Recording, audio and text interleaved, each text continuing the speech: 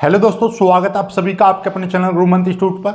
आज का ये वीडियो बीएससी सेमेस्टर 2 का रहेगा। बीएससी मैथमेटिक्स की क्लासेस चल रही थी, तो बीएससी मैथमेटिक्स में हमने कल से नया बैच स्टार्ट किया था, जिसमें सेमेस्टर 1 में हमने आपको मैट्रिसेस स्टार्ट किया था। तो मैट्रिक्स में हमने पहला लेक्चर आपको दिया, जिसमें मैंने आपको समझाया था व्हाट इज मैट्रिक्स, मैट्रिक्स क्या होता है, मैट्रिक्स के प्रकार आपको बताए थे। देन उसके बाद में ये चैप्टर में नई चीज़ें अब स्टार्ट होने वाली हैं, जैसे कि आज का जो टॉपिक है इक्वलिटी ऑफ मैट्रिक्स। यहाँ से एक छोटा क्वेश्चन बनता है, पेपर में आ जाता है, उसको सीखेंगे। फिर उसके बाद में मैट्रिसेस के कुछ ऑपरेशंस, जैसे कि आपका मल्टीप्लिकेशन मैट्रिक्स में कैसे होता है, सबट्रैक्शन कैसे होता है, उनकी कुछ प्रॉपर्टीज होती हैं, उन्हीं के आधार पर ये मैट्रिसेस का जो टॉपिक है आगे बढ़ेगा। ठीक है, तो स्टार्ट करते हैं। पहला वीडियो नहीं देखा है तो देख लीजिएगा, उसका लिंक मैं नीचे डिस्क्रिप्शन में लगा दूंगा। और दूसरी बात, यदि आप फ्री में नोट्स चाहते हो BSc second year mathematics physics वगैरह के, और आप फ्री में कोचिंग करना चाहते हो या हमारे व्हाट्सएप बैच से जुड़ना चाहते हो, तो फ्री ऑफ कॉस्ट आप जुड़ सकते हैं। लिंक नीचे डिस्क्रिप्शन में मिल जाएगी, वहां से जाकर फ्री है हमारा बैच। हमारा बैच कंप्लीटली फ्री है, हम जब तक पढ़ाएंगे फ्री पढ़ाएंगे, टेंशन नहीं लेना है। ठीक है, ज्वाइन कर लीजिए, फ्री है। चलो तो आते हैं अपनी क्लास पर, क्लास स्टार्ट करते हैं। BSc mathematics semester 2 lecture number 2 क्या है? Matrix operations. ये ऑपरेशंस यानी हिंदी में बोले तो संक्रियाएं, यानी एक प्रकार से जैसे कि हम ये लिखा हुआ है 4 + 2 या लिखा हुआ है 5 - 3। अब ये 4 + 2 कितना हो जाएगा? 6 हो जाएगा, और 5 में से 3 जाएंगे तो कितने बचेंगे? 2 बचेंगे। तो ये जो आपका ये जो माइनस है, इसमें ये जो प्लस है, ये एक प्रकार की क्या है? मैथमेटिकल टूल बोल दीजिए, मैथमेटिकल ऑपरेटर बोल दीजिए, या मैथमेटिकल ये क्या करिए हमने इसमें एक गणित की एक संक्रिया का यूज किया है, जिसको हमने एडिशन बोला है। ठीक है, तो बात समझ में आ गई। ये ऑपरेशंस क्या है? यही सब ऑपरेशन है कि 4 को 2 के साथ प्लस ऑपरेटर के साथ ऑपरेट किया तो 6 हो गया। तो यही आपका क्या है? मैथमेटिकल टूल्स बन जाते हैं या मैथमेटिकल ऑपरेशंस हो जाते हैं। ठीक है, अब मैट्रिक्स में भी हम क्या करेंगे? ऑपरेशन करेंगे सवालों का। तो उसमें कैसे ऑपरेशंस होगा अभी फिलहाल देखते हैं। हमारा सबसे पहला टॉपिक आता है इक्वलिटी ऑफ मैट्रिक्स। मैट्रिक्स यानी कि आव्यूहों में समानता या आव्यूहों की समानता। समानता का मतलब जैसे ही आपको पता चलता है, इसका मतलब क्या हो गया? आव्यूहों की समानता। समानता का जैसे ही समानता का जिक्र हुआ तो मतलब क्या है कि दो आव्यूह समान कैसे हो सकते हैं? दो आव्यूह समान कब हो सकते हैं? जब देखिएगा, मैं कह रहा हूं कि एक आव्यूह ये है 1 2 3 4, और एक बी आव्यूह मैंने ऐसा बना दिया 1 2 3 4। अब देखिएगा, ये भी 2/2 का आव्यूह है, ये भी 2/2 का आव्यूह है। इसमें यहां पर 1 आ रहा है, कोने पर 1 आ रहा है, नीचे 4 आ रहा है, इसमें भी 4 आ रहा है, यहां पे 3, यहां पे, मतलब इसका प्रत्येक एलिमेंट इसके साथ मिल रहा है। तो हम बोल देंगे कि ए और बी ये दोनों आव्यूह आपस में बराबर है, यानी दोनों आव्यूह में समानता है। क्या समानता है? कि इनके ऑर्डर भी सेम है और इनके एलिमेंट भी सेम हैं। लेकिन यदि कोई सी इसके साथ इस तरीके से 1 2 3 4 और यहाँ पे 5 6 और जुड़ गया, हालांकि इतना समान आ रहा है लेकिन ये एक्स्ट्रा आ रहा है, तो ये ए बराबर सी नहीं लिख सकते। क्यों नहीं लिख सकते? क्योंकि ये पूरा समान नहीं है। इसमें ये चीज, इसका ऑर्डर देखिएगा, 1 2 रो हैं इसमें, 1 2 3 कॉलम, ये ऑर्डर इसका 2/3 है, इसका 2/2 है, इसका 2/2 है। तो मतलब समझ रहे होंगे कि आपके एलिमेंट भी सेम होने चाहिए और उसका ऑर्डर भी सेम होना चाहिए, तभी वो दो आव्यूह आपस में समान होंगे, अर्थात उनमें समानता होगी। तो इसका मतलब ये हुआ, यहां पे परिभाषा देखिए, 2 matrix A and B are set to be equal. 2 matrix, 2 आव्यूह एक दूसरे के समान कहलाएंगे यदि दे आर सेम ऑर्डर। कैसे हो? उनके ऑर्डर समान हो। Their corresponding elements are equal, इनके करस्पॉन्डिंग एलिमेंट इक्वल होने चाहिए। करस्पॉन्डिंग का मतलब ये कि ये इसमें कौन सा एलिमेंट है? पहली रो पहला कॉलम वाला एलिमेंट यानी कि A11, तो A11 इसमें 1 है, यहां पर भी A11 1 है। ठीक है, ये कौन सा एलिमेंट है? दूसरी रो का दूसरा कॉलम, यानी दूसरी रो दूसरे कॉलम का जो एलिमेंट 4 है, यहां पर भी दूसरी रो दूसरा एलिमेंट 4 है। Corresponding elements are same. Clear हो गई बात? चलिएगा, तो ये है, तो बस ये आपको याद रखना है। इसका मतलब देखिएगा, और मैं आपको थोड़ा सा और लिखवा दूं और मॉडिफाई करके करवा सकता हूं मैं इसको, किस तरीके से आप इसको लिख सकते हो। डेट इज वाई, इसका मतलब ये हो गया कि भैया ए कोई आपका इस तरीके का मैट्रिक्स है जिसमें आई और जे इस तरीके का है और एम एन ऑर्डर का है। एक बी आव्यू है इस तरीके का, उसमें ऐसे एलिमेंट दे रखे हैं और वो भी आपका n इंटू एन का है। तो यदि ए आई जे बराबर बी आई जे, यानी कि ये दोनों आपस में बराबर होंगे, तो हम कहेंगे कि ए और बी दोनों आव्यू आपस में बराबर हैं। ठीक है, चलिएगा अब आगे आपका कुछ प्रॉपर्टीज होती हैं भाई, कुछ प्रॉपर्टीज आपकी होती हैं। सम यहां पे लिख दे रहा हूं इसको मिटा के, some properties of equality of matrix.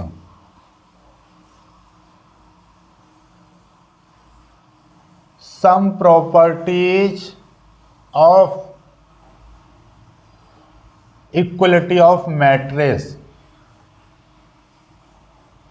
कुछ प्रॉपर्टीज होती हैं इसकी इक्वलिटी की। क्या प्रॉपर्टी होती हैं कि भाई पहली दो प्रॉपर्टी है आप आसानी से लिख सकते हो। यदि इफ ए बराबर बी है तो देन हम उसको बी बराबर ए बोल सकते हैं।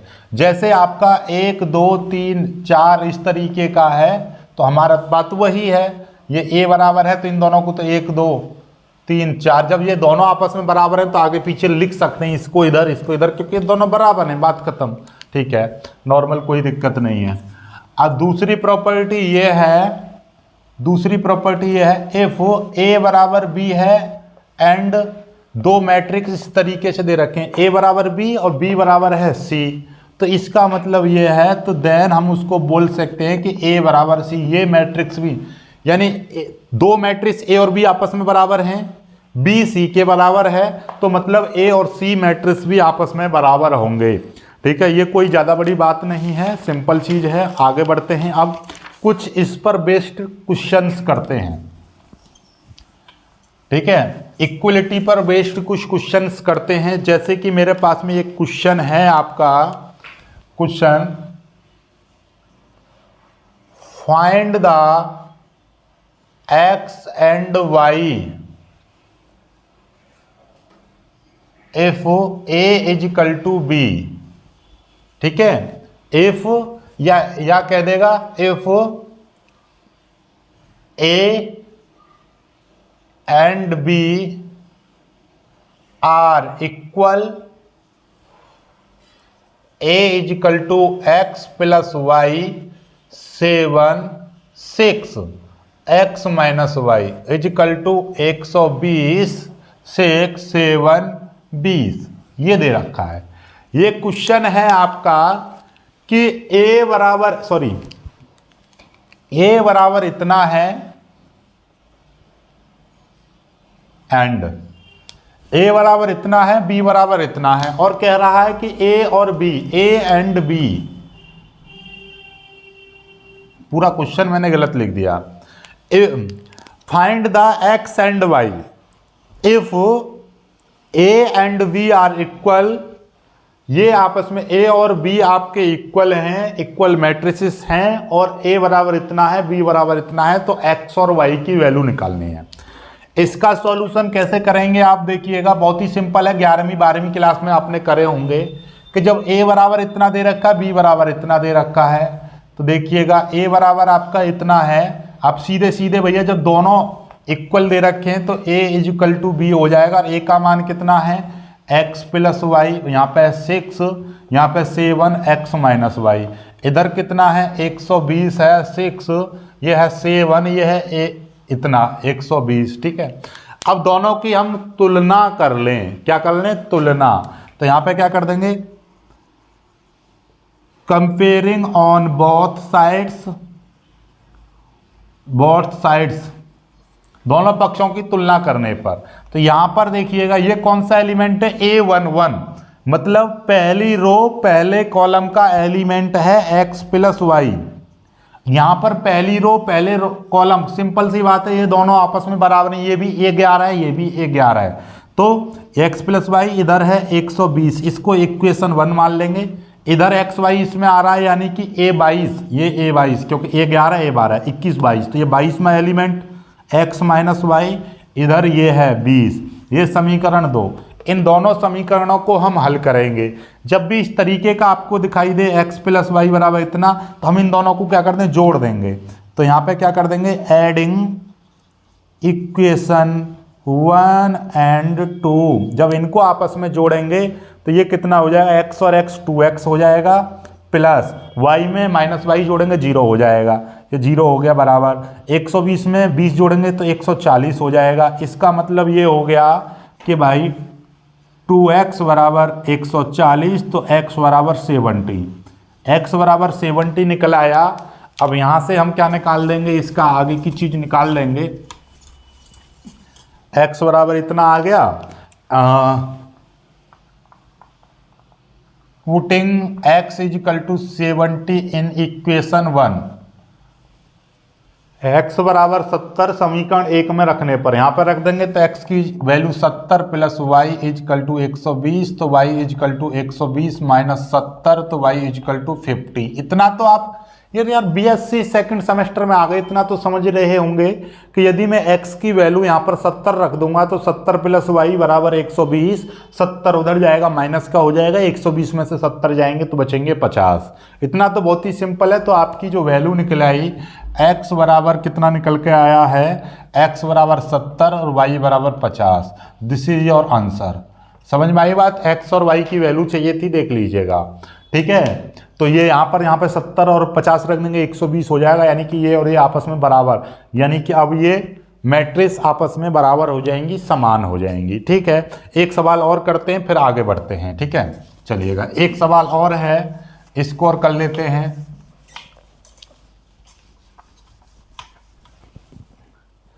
एक सवाल आपसे क्या कह रहा है, इस पर आधारित एक सवाल आपका आ सकता है, बहुत ही सिंपल। ये दे रखा है आपका 2a प्लस बी और a minus 2b, 5c minus D और 4c प्लस 3d इक्वल दे रखा है आपका 4 11 माइनस 3 24, ये दे रखा है, ठीक है। Find a b c and d, ये आपको फाइंड करना है, ठीक है, कोई दिक्कत नहीं है। हम इसका सॉल्यूशन करते हैं, सॉल्यूशन भी उसी तरीके से होगा। पहले हम इन दोनों को आपस में बराबर रख लेंगे नीचे। ये है आपका 2a प्लस बी, यहाँ पर है 5d minus D, 5c minus D, a minus 2b, 4c plus 3d, ये मैंने बराबर रख दिया। इजकल टू ये कितना है 4 11 माइनस 3 और 24, ये लिख दिया, ठीक है। कंपेयरिंग कर देंगे, कंपेयरिंग ऑन बोथ साइड्स, दोनों पक्षों की तुलना करेंगे तो हमें दिखाई देगा इधर का ये एलिमेंट A11 है, कितना है 2a plus B is equal to यहाँ पर 11 है 4, समीकरण 1 मान लेंगे। फिर ये देखिएगा ये A12 है, यानी कि a माइनस 2b है बराबर, इधर कितना है माइनस का 3 है, इसको समीकरण 2 मान लेंगे। ऐसे यहाँ पर कितना है 5c minus D is equal to ये है 11 है, तो ये हो जाएगा समीकरण 3। ऐसे यहाँ पर 4c प्लस 3d इक्वल ही हो जाएगा 24, ये समीकरण 4। अब ये समीकरण 1 2 3 4 को इस तरह से हल करना है कि आपका ABCD की वैल्यू निकल जाए। कैसे निकलेगी, देखिए समीकरण 1 और समीकरण 2 को देखो, यहाँ पर 2a है, यदि यहाँ पर 2a हो जाए तो इसमें से इसको घटा देंगे तो काम खत्म हो जाएगा। या फिर आप देखिएगा इसमें ये 2b है, इसमें 2 की मल्टीप्लाई करो, इसके साथ जोड़ देंगे तो इससे 2b से 2b कट जाएगा, क्योंकि ऊपर का प्लस नीचे का माइनस है। तो हम क्या करेंगे, पहली इक्वेशन में 2 से मल्टीप्लाई कर दे रहे हैं, तो मल्टीप्लाइंग 2 इन इक्वेशन 1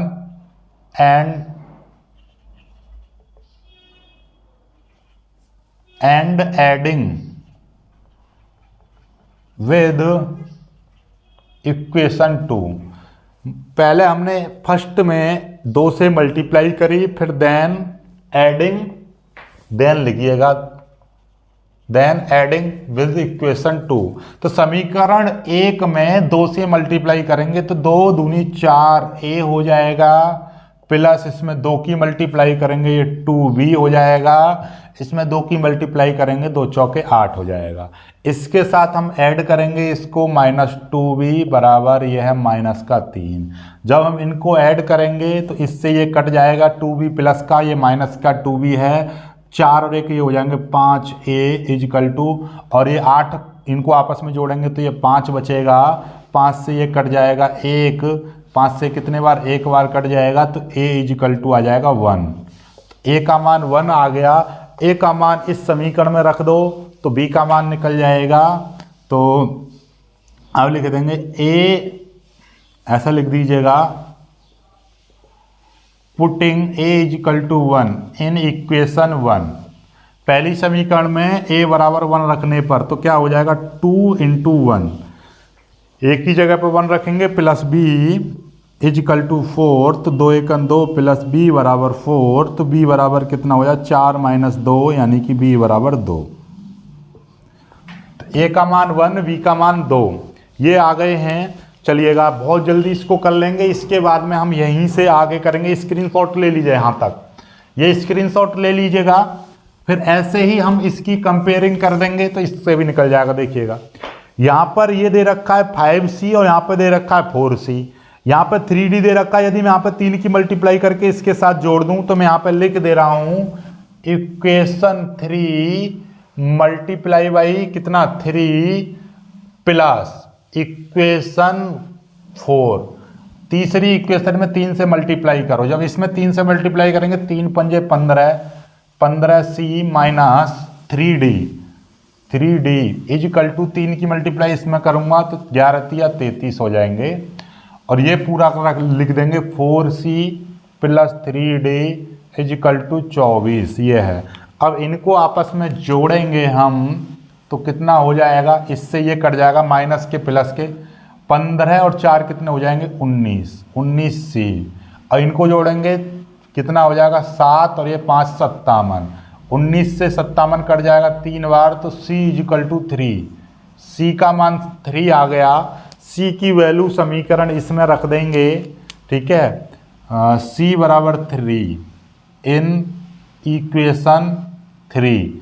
तीसरी इक्वेशन में रखेंगे c का मान, तो 5 × 3 माइनस d इजिकल टू 11, पांतिया हो जाएंगे 15 minus d is equal to 11, minus का d 15 उधर चला जाएगा, 11 - 15, तो माइनस का d इजिकल टू बचेंगे -4, माइनस से माइनस कट जाएगा तो d इजिकल टू 4। तो इसका मतलब ये हो गया कि आपका a is equal to 1, b is equal to 2, 3 is equal to 3 और d is equal to 4। This is your answers. ये आपके आंसर निकल आए। तो इक्वलिटी ऑफ मैट्रिक्स से इस तरह से आप सारी वैल्यू आप फाइंड कर सकते हो, कोई दिक्कत वाली बात नहीं होती है। इस तरीके से आपकी वैल्यूज यहाँ पर निकल जाती हैं। ठीक है, चलिएगा यहाँ तक उतार लीजिएगा, फिर इसके बाद में आगे बढ़ते हैं, आगे कराते हैं। ठीक है, अब आ जाते हैं अपना नया टॉपिक, एडिशन और सब्ट्रैक्शन ऑफ मैट्रिसेस।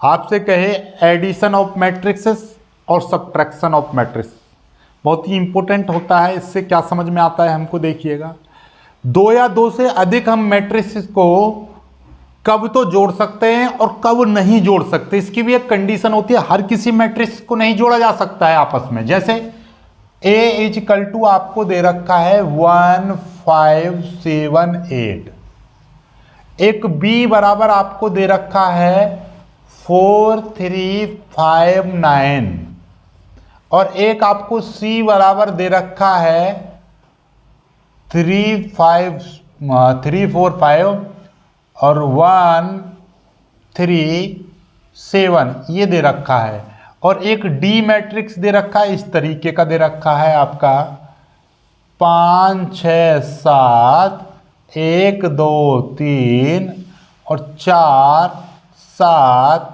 2 ये दे रखा है।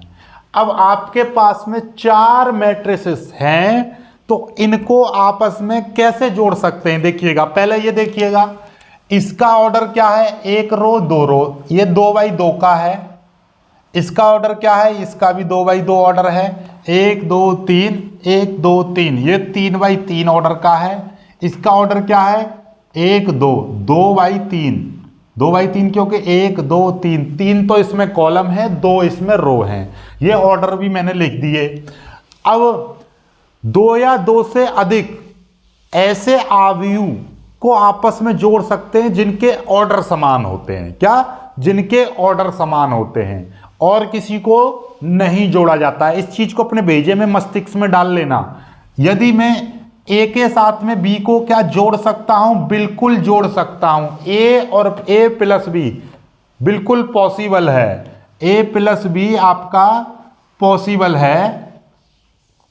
क्यों पॉसिबल है? क्योंकि हम ए के साथ में बी को आसानी से जोड़ सकते हैं। क्यों जोड़ सकते हैं? क्योंकि इनके ऑर्डर भी सेम हैं। 4 5 3 9, ये इनके ऑर्डर आपस में सेम हैं, इसलिए हम इनको जोड़ सकते हैं। ये इसके साथ जुड़ेगा, यानी 1 और 4 कितना हो जाएगा? 5 5 और 3 हो जाएंगे 8, 7 5 हो जाएंगे 12, और 8 और 9 हो जाएंगे 17। ये आपस में जुड़ गया। क्या ए प्लस सी पॉसिबल है? आप लिख दोगे नॉट पॉसिबल। Not possible. क्यों पॉसिबल नहीं है? चूंकि these order is not same. इनके ऑर्डर आपस में सेम नहीं है। ये 2x2 का है, ये 2x3 का है। तो ये 2x3 का है ना, सी को उसी ऑर्डर के क्रम में जोड़ा जा सकता है जिसका ऑर्डर 2x3 है। क्या है? 2x3। जिनके ऑर्डर आपस में सेम होते हैं उन्हीं को आपस में हम जोड़ सकते हैं, तो ये आपस में नहीं जुड़ेगा।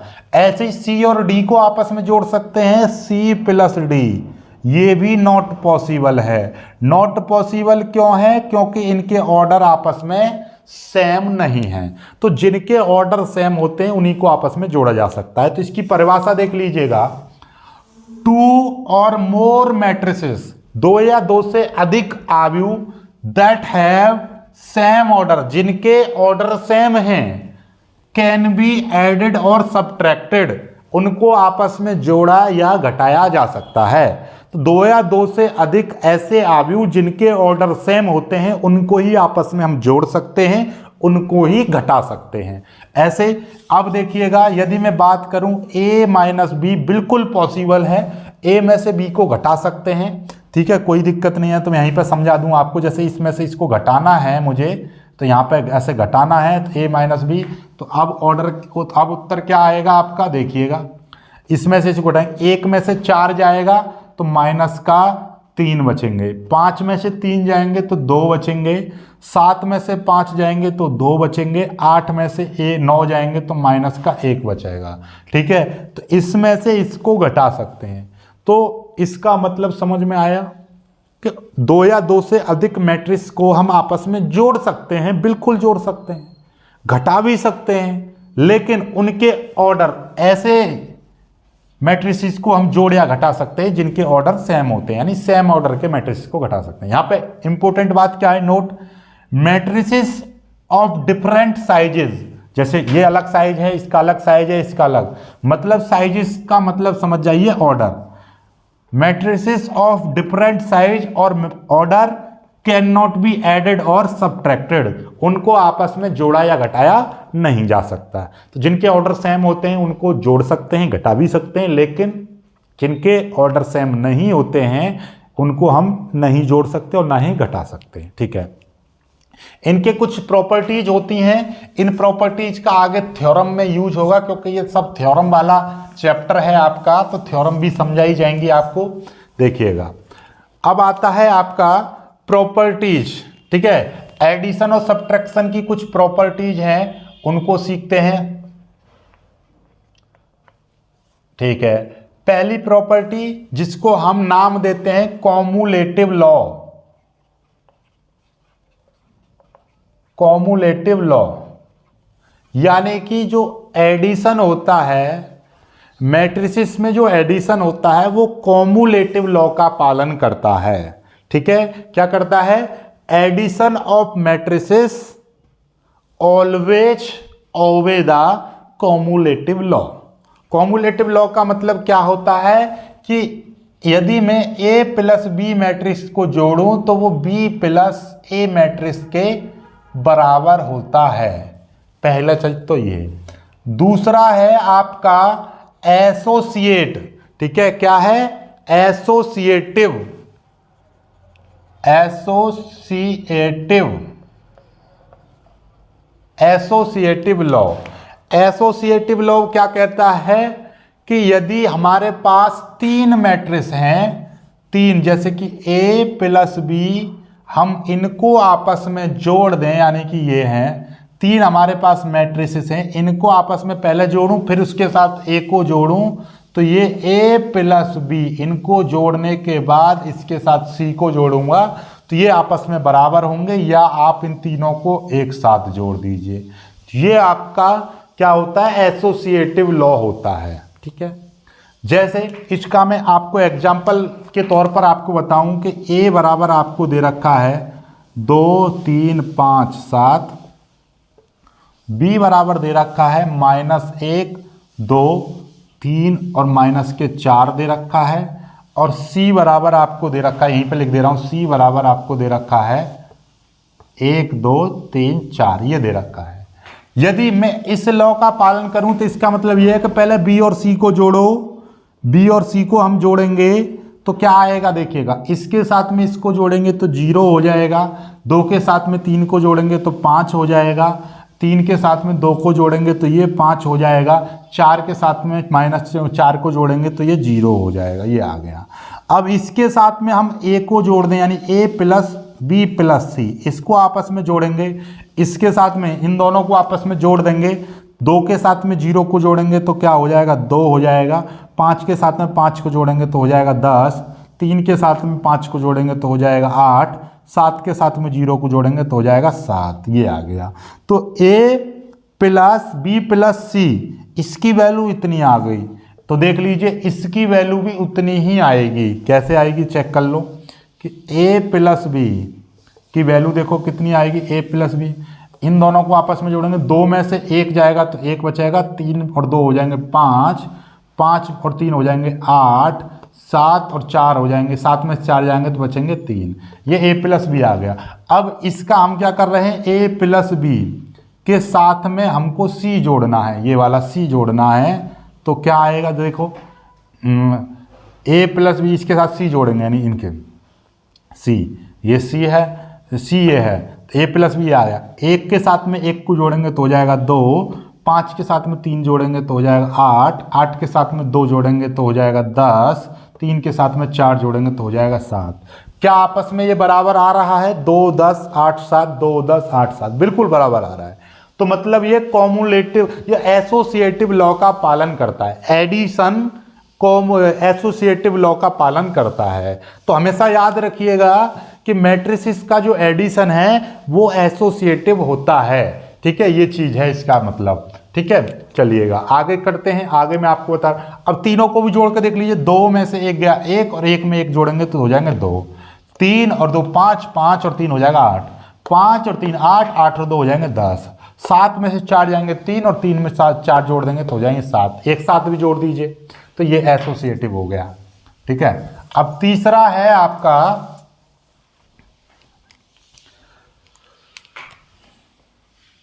तो ये तो मैं मिटा दिया, चलो समझ में आ गया, हो गया कि ए बी प्लस सी इसमें जोड़ेंगे तो ये बराबर होगा ए प्लस बी प्लस सी के, या ए प्लस बी, ये तीनों आपस में बराबर होते हैं।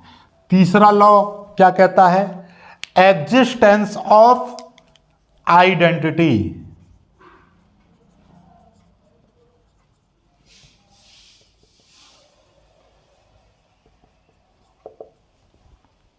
एग्जिस्टेंस ऑफ आइडेंटिटी, या आप ऐसा करिएगा क्योंकि हम एडिशन की बात कर रहे हैं तो एडिटिव आइडेंटिटी।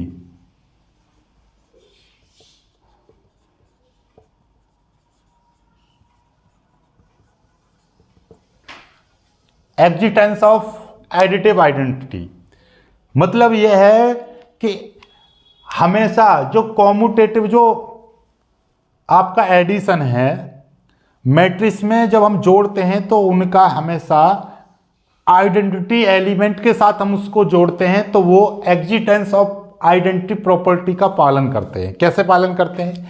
यदि मैं किसी मैट्रिक्स के साथ कोई आइडेंटिटी यानी जीरो मैट्रिक्स जोड़ूं तो वो किसके साथ, जीरो के साथ यदि मैं आइडेंटिटी एक एलिमेंट जोड़ूं तो उसके बराबर होता है। और ये किसके बराबर आता है? ए के बराबर आता है। किसके बराबर आता है? ए के। तो मतलब ये है कि इसका एग्जाम्पल यहां पर देखिएगा कि एक कोई मैट्रिक्स है इस तरीके का 2 3 5 8 और एक ये जीरो मैट्रिक्स है 0 0 0 0। अब मैं इसमें 1a प्लस 0 करूं तो क्या आएगा? वही चीज आ जाएगी 2 3 5 8 आ जाएगा। या फिर मैं क्या करूं यहां पे 0 0 प्लस a करूंगा तो भी आपका इतना ही आएगा 2 3 5 8। यानी कि जीरो मैट्रिक्स में हम a जोड़ दें या a में जीरो मैट्रिक्स जोड़ दें तो बराबर, मान बदलता नहीं है। तो ये होता है एडिटिव आइडेंटिटी। ठीक है, तो इस जीरो को, तो यानी कि इसका मतलब ये है कि किसी भी एलिमेंट के साथ यदि मैं क्या कर रहा हूं, ये ए कोई आपका मैट्रिक्स है, ठीक है आपका, या एक मैट्रिक्स, एक सिंपल मैट्रिक्स है, ए कोई मैट्रिक्स है और ए के साथ में कोई भी है दूसरा बी मैट्रिक्स इस तरह से जोड़ूं कि वो ए ही आ जाए, तो इसका मतलब ये है कि बी यहां पर क्या कहलाएगा? बी आपका आइडेंटिटी मैट्रिक्स कहलाएगा, आइडेंटिटी मैट्रिक्स होगा। बी यहां पर क्या होगा? Identity matrix.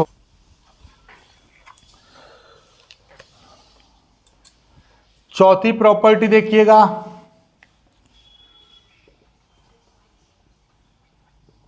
Existence of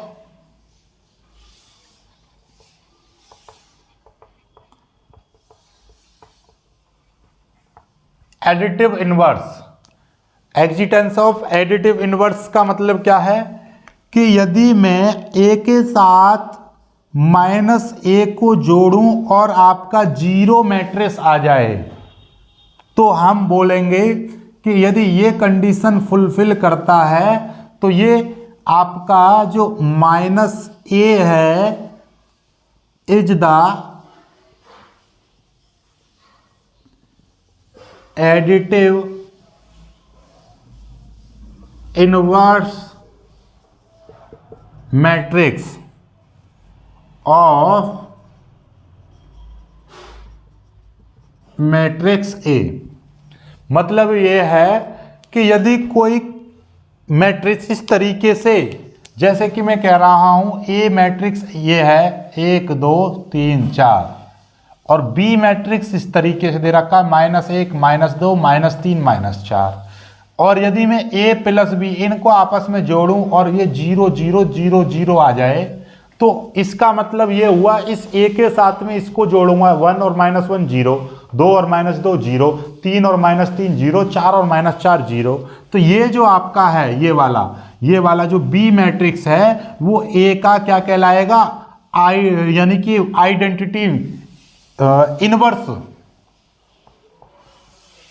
inverse matrix कहलाएगा। क्या कहलाएगा? इनवर्स मैट्रिक्स कहलाएगा। ठीक है, वो इनवर्स मैट्रिक्स कहलाएगा। क्लियर हो गई बात? तो ये है आपका इनवर्स मैट्रिक्स। ठीक है, क्लियर कर लीजिएगा इसको। तो ये आपका क्या कहलाएगा? इनवर्स मैट्रिक्स कहलाएगा। ओके, जल्दी से कर लीजिए। तो ये 4 प्रॉपर्टी होती हैं मैट्रिक्सों की, तो इनको कर लीजिएगा। अब आता है आपका एक और कराते हैं कुछ, स्केलर मल्टीप्लिकेशन ऑफ मैट्रिक्स। जल्दी से कर लीजिए इसको। अब आ जाते हैं आपके, देखिएगा स्केलर मल्टीप्लिकेशन ऑफ मैट्रिक्स। ये क्या है कि किसी भी मैट्रिक्स को हम किसी भी स्केलर या कांस्टेंट क्वांटिटी से मल्टीप्लाई कर सकते हैं। तो matrices can be multiplied by a constant by a scalar quantity. मतलब ये कि मैंने मान लिया कि k आपका एक स्केलर क्वांटिटी है, तो हम किसी भी मैट्रिक्स में k की मल्टीप्लाई करें या उस मैट्रिक्स में k की मल्टीप्लाई करें। यहां पर क्या है, जैसे कि आपके पास में a आपका ये है 1 3 5 8, ठीक है, और ये k कोई भी कांस्टेंट है, यहां पे मान लीजिए 3 ले लिया, तो मैं 3 इंटू a करूं तो मतलब ये क्या हो जाएगा, इसका मतलब यह है कि ये जो मैट्रिक्स है इसमें मैं 1 3 5 8 ये कर दूं और यही चीज इसके 1 3 5 8 गुणा 3 के बराबर होती है। यानी किसी भी कांस्टेंट की मल्टीप्लाई a में करें या मैट्रिक्स में करें या मैट्रिक्स की मल्टीप्लाई किसी कांस्टेंट में करें तो वैल्यू बराबर आती है। ठीक है, देख लीजिए, नहीं तो इसमें बस कांस्टेंट सेम होने चाहिए। तो इसकी मल्टीप्लाई करें 3 एकम 3 3 3 9 3 पंजे 15 3 अट्ठे 24, इस तरह से आएगा। इसका मतलब भी वही है, इधर से मल्टीप्लाई कर दो तो ये आपस में बराबर होते हैं। ठीक है, तो यही है, बाकी कराएंगे कल। वीडियो में कुछ पसंद आया हो लाइक करना, शेयर करना, चैनल को सब्सक्राइब कर लीजिएगा। जय।